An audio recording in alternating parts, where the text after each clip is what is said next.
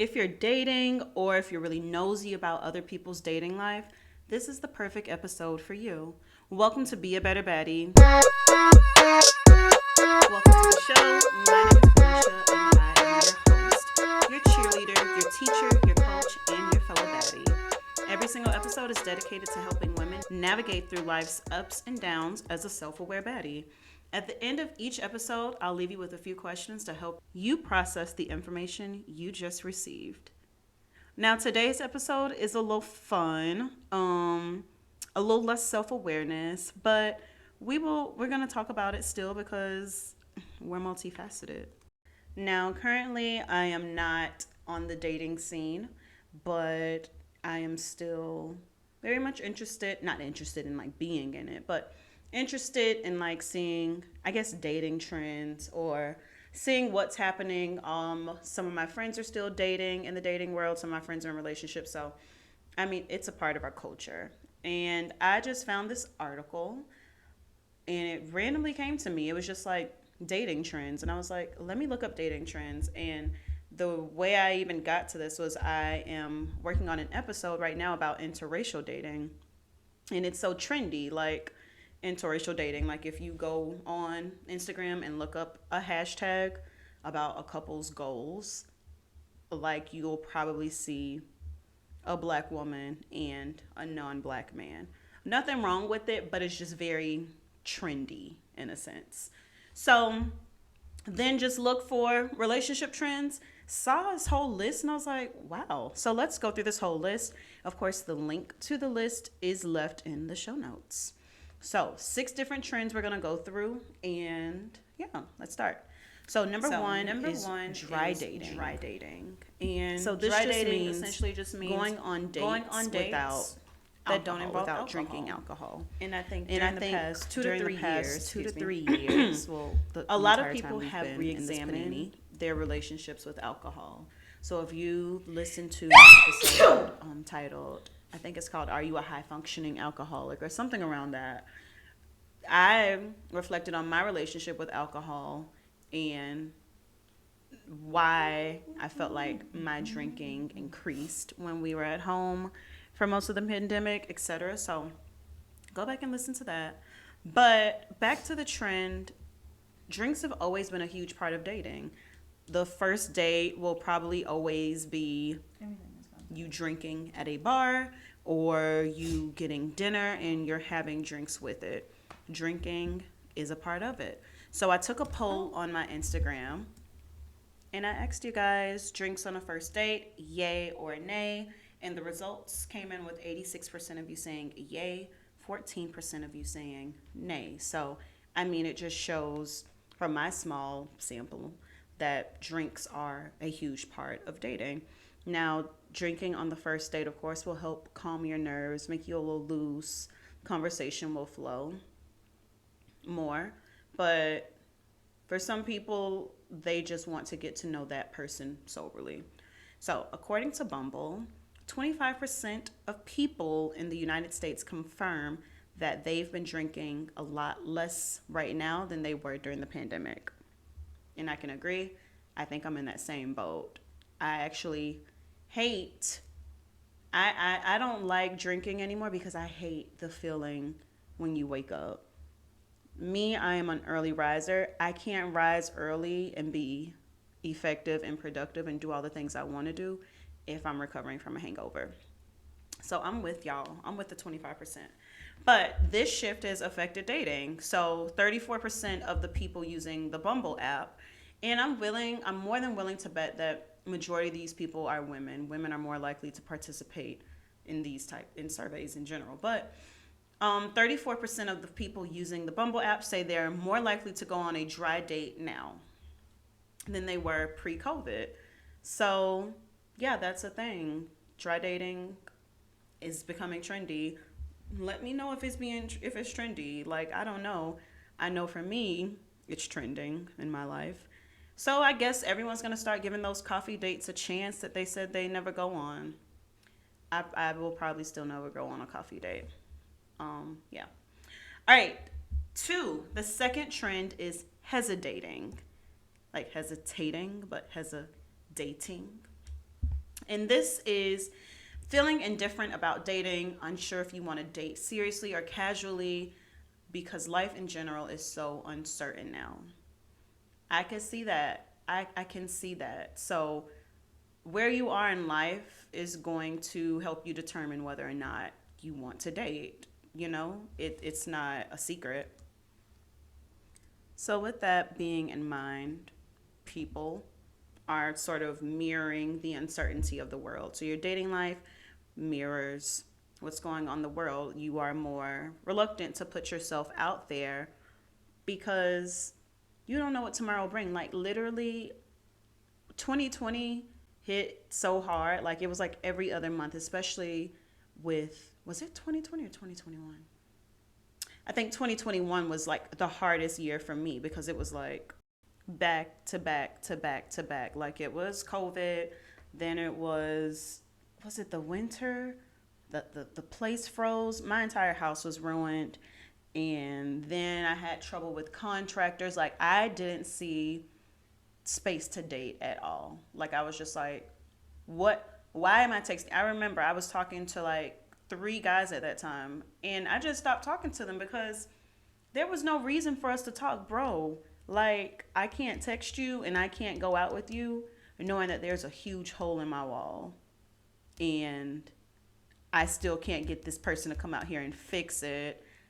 It was a lot. So I understand hesitating. This is self perseverance. You need to take care of yourself and your needs before you get into a relationship with someone else. Yes, I can see this. I guess that means we still don't know. Like, you don't know if we know new strains are coming out, but if they'll be as large or taken as seriously as we did at the beginning. So, hesitating. Third is dating apps for all ages. This is the cutest thing ever. I can see this happening because people of all ages are all on the internet now. Like, you see the grandmas and grandpas on TikTok. I do. They tell stories. Like, there's this black woman I follow on TikTok, and she just tells stories about when she was younger. And she's like, I would say she's like 85-ish, So she's telling history in a sense. So, yes, she's on TikTok. She's talking to people. Well, I don't know if she's talking. Her grandchildren are probably working it for her. But the internet's open for everybody now. It's not just a young person thing, and it is something that we all need. Like, when we went remote, you all had to learn how to use the internet. Everybody had to learn how to use Zoom. There's no reason for you not to know how to operate virtually. So, older folks are now jumping on the bandwagon with dating apps. And then some of the names are ridiculous. Single Silvers is one of them. And Our Time. That's so cute. So, I'm down for this trend. Get on the dating apps, but also be careful because I could see, of course, where my mind is going. I could see some scammer on there talking to older women or older men. Yeah. Okay. Fourth trend is proud singlehood. This one I absolutely love. Absolutely, absolutely. Because it's time that, and I'm speaking for women, men, I don't care. Do whatever you want to do with this, but I'm assuming you're a woman if you're listening. Women all over the world are falling so much more in love with themselves and realizing that men aren't what they are cracked up to be. We're realizing that men low key hate women and just are sexually attracted to women. Generally speaking, I don't think my boyfriend's like that, but who thinks their boyfriend's like that? We'll see. Time will tell, right? But being in this pandemic has also forced people to sit alone with themselves. So it's harder now to get into a relationship just to hide behind a relationship. So I think now that people have sat with themselves, they got comfortable with themselves, they're okay with being single. There's no need to jump into something just because. I think another thing is people have more goals now, and they find that when they get into a relationship, they are not less likely, but yeah, kind of less likely to, or they don't dedicate as much time towards those goals because they're focusing on their relationship. And I think the most important one, because I'm speaking to baddies, women have higher standards now. So women are no longer settling for the bare minimum, lack of emotional intelligence, or we're no longer shrinking ourselves to soothe the fragile male ego. So until a man steps into your life that's on your level, be proudly single, sis. It's okay. Life will go on.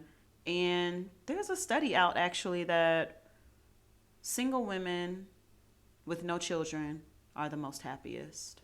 So I think that's what it is. So, anyways, but there is a flip side to this. So, yeah, there are people that are proudly single, but I think now that I think there's a larger, like, single population.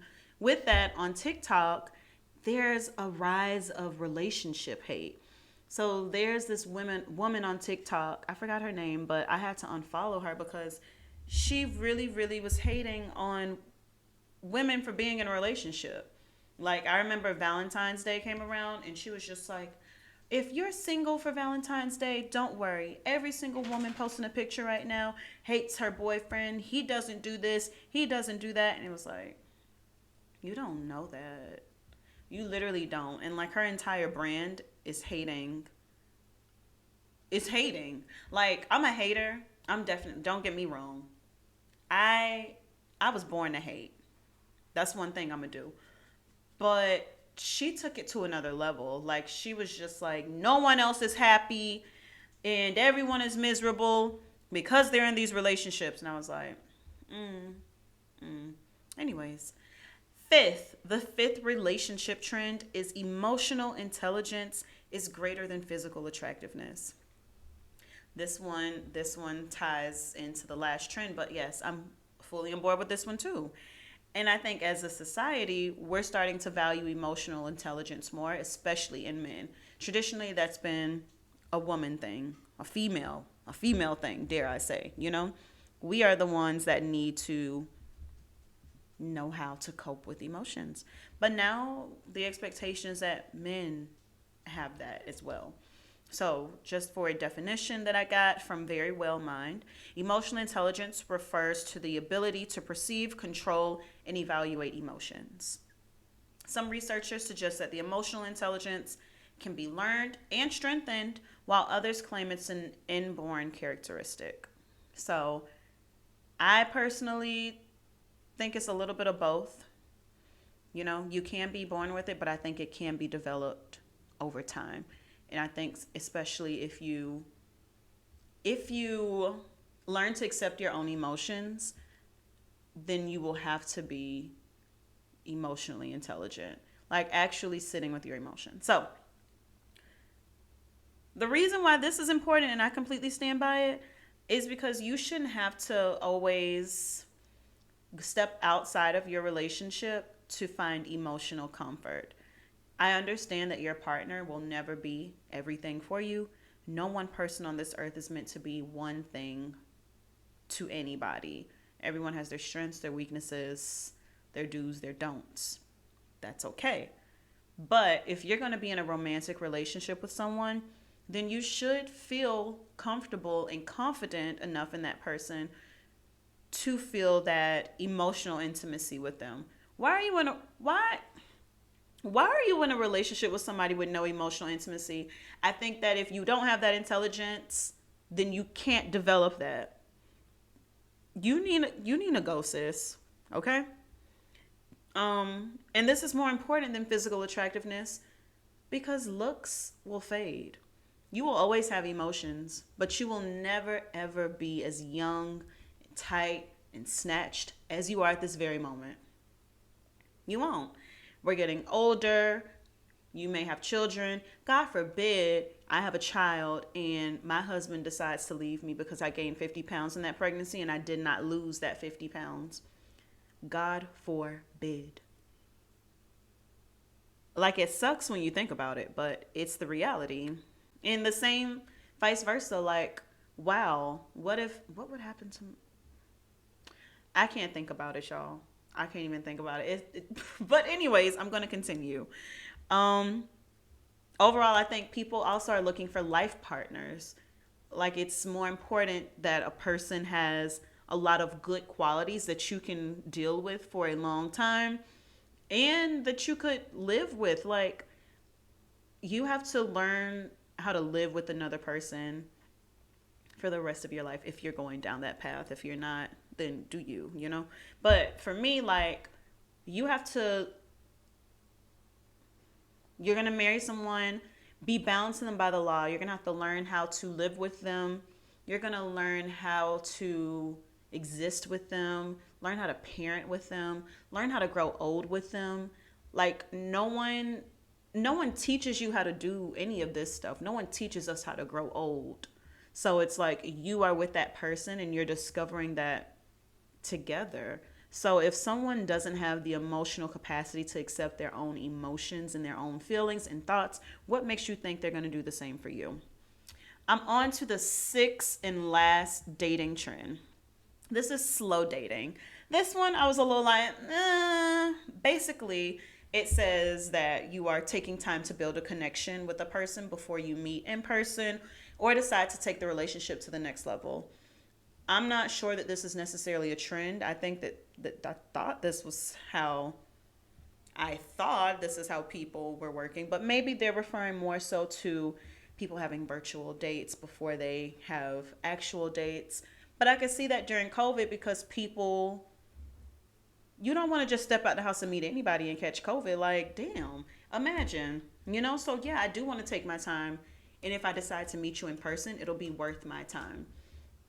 I thought that's what we were always doing, but maybe we were just going on dates to go on dates. Let me think. Maybe, yeah. So now it's more intentional. So I think all these trends are just saying that people are becoming more intentional with dating. It doesn't seem like a numbers game anymore. It seems like you're in for the long haul. Like you're looking for someone or hoping to attract someone that fits the bill that you are charging. I hope that metaphor made sense because it just came out. But yeah, so those are the six relationship trends that trend predictors predicted for 2022.